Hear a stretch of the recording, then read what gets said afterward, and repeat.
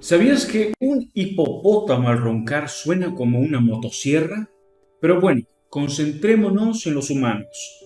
Roncar, esa sinfonía de la noche, es causada por la vibración de estructuras respiratorias que suceden por el movimiento del aire mientras dormimos. Puede parecer algo inofensivo, pero ronquidos crónicos pueden causar que no duermas bien, lo que puede aumentar tu presión en la sangre. Intenta imaginar que tu cuerpo quiere descansar mientras tiene que lidiar con el ruido de una construcción adentro de tu garganta. Definitivamente no es el sonido más relajante del mundo.